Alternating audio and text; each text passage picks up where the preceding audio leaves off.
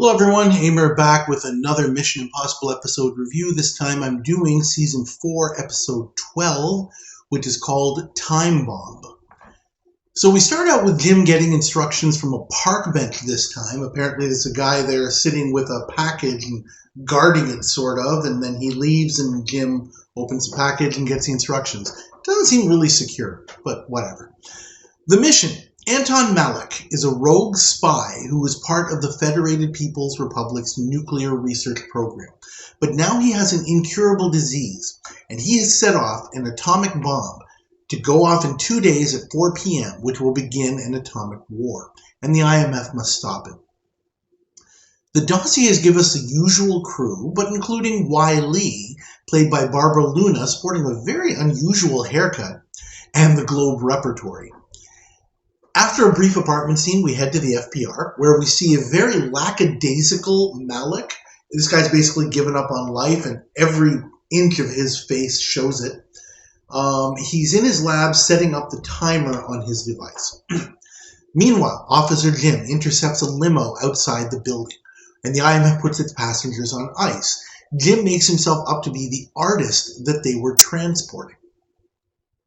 He discusses his terminal condition, he being Malik, and they go to the main entrance to see the stained glass window of the Premier's special healer, Miasmin, that the Premier has commissioned for the facility, with the General showing complete indifference towards it, angering artist Jim.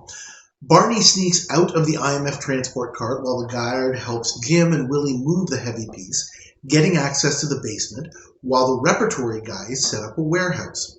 Y. Lee gets set up as Miasmin, and Paris becomes an officer.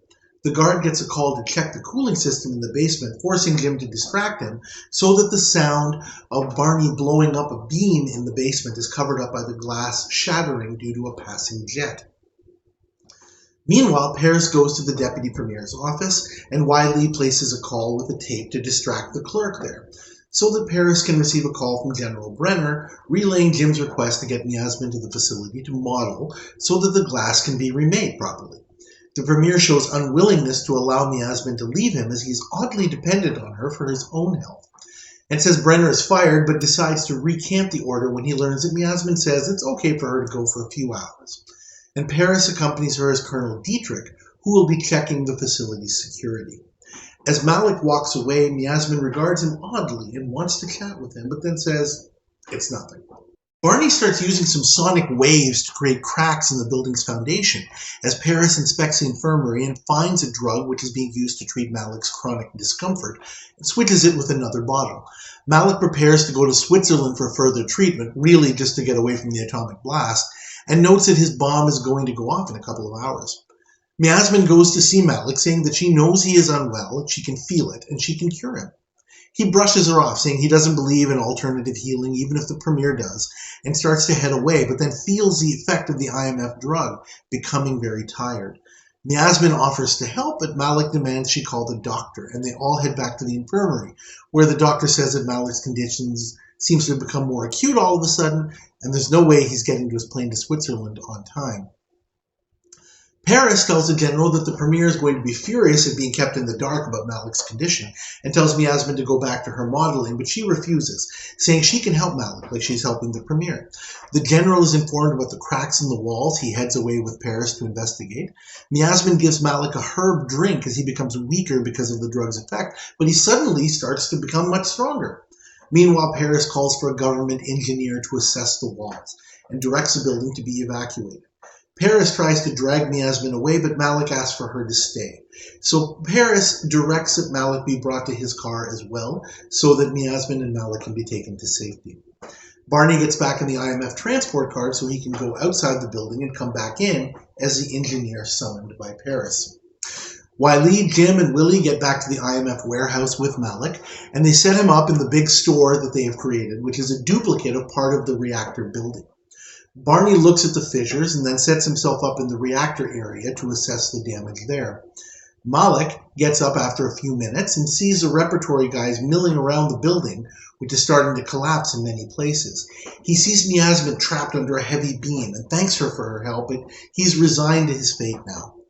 Miasmin tells him not to despair, as she'll have more herbs for him shortly. He looks at the clock, which shows that it's almost 4 p.m. when his bomb is set to go off. So Malik heads to the reactor room that the IMF has set up and starts to remove the bolts of his mechanism one by one, with Jim relaying instructions to Barney at the real reactor. With 2 pins left, suddenly Malik stops and zooms in on the bomb's clock, with Barney noticing that the real clock has a scratch on it. Malik pulls another pin and Jim tells Barney he thinks Malik has figured it out and is trying to misdirect them, but there's no way to know for sure. So Barney pulls the other one and the bomb goes boom. Just kidding. Of course, Jim was right, and all is well as Barney removes the detonator. Jim motions to the repertory guys to take down the false walls and burns poor Malik with a meaningful look. Barney says he'll send a repair team as he exits with Paris and says goodbye to the general, and the IMF leave Malik bound and gagged in the warehouse and head away. Mission accomplished.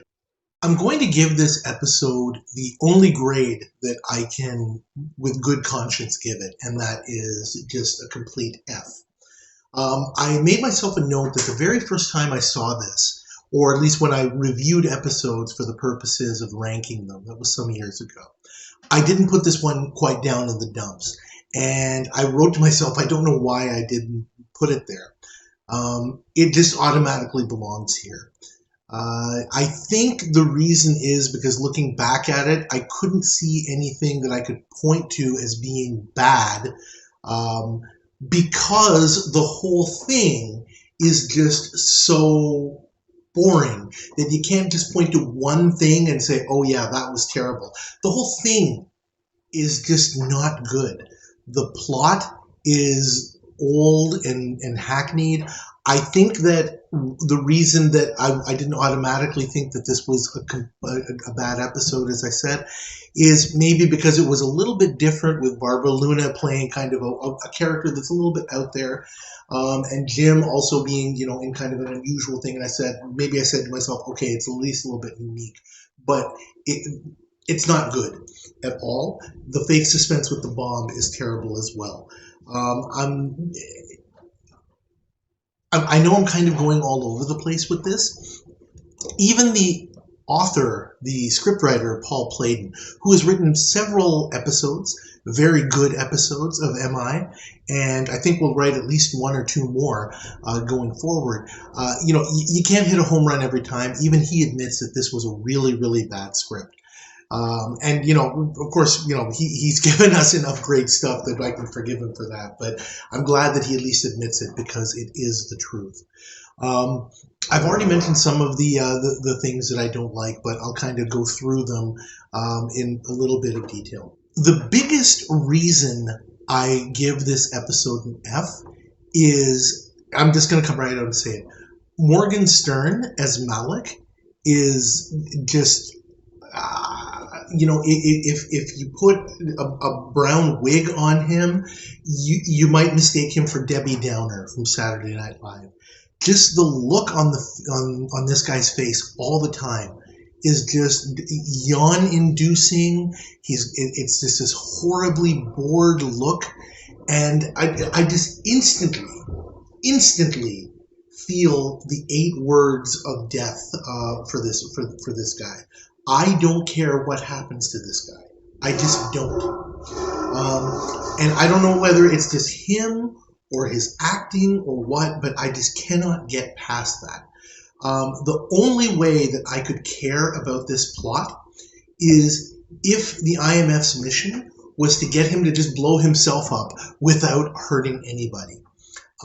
It's just really, really bad that he set himself a dead man switch, and so the IMF was forced to act, and undo the bomb, or undo the mechanism to detonate the bomb, instead of just doing nothing. When Jim at the end kind of burns him with that look of hey, we got you, and we foiled your plans. Ordinarily, as I've said before, I don't really like that. At this point, I just don't care. I want this guy to go away. I'm not the least bit upset that they just kind of left him in the warehouse bound and gagged to rot.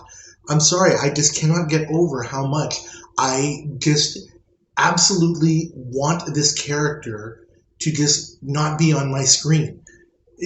I'll put a bow on it just by repeating a great line from Stewie, the baby character on Family Guy. It's not that I want him to be dead, I just don't want him to be alive. Sorry, I'm just going to leave it at that.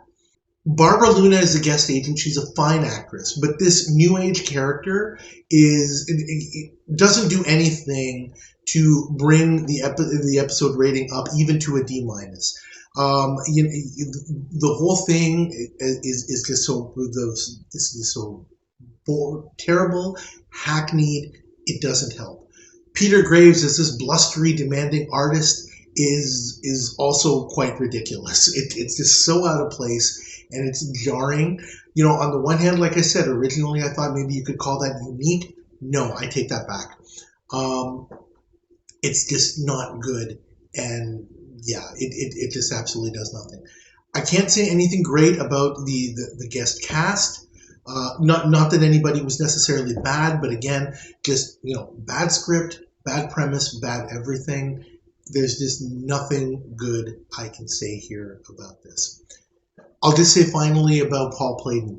Paul Playton is a prolific writer. He's written a lot of great scripts for Mission Impossible. And nobody can hit a home run all the time. Even he admits that this is not a good script. And the screenplay for it didn't go the way that anybody expected, obviously. It's refreshing that, that can be admitted.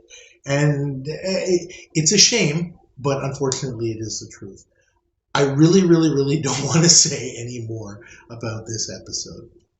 So let's just leave it at that. Thank you as always for watching. It's always appreciated. Please like this video for what it's worth and subscribe to my channel, and please leave your comments.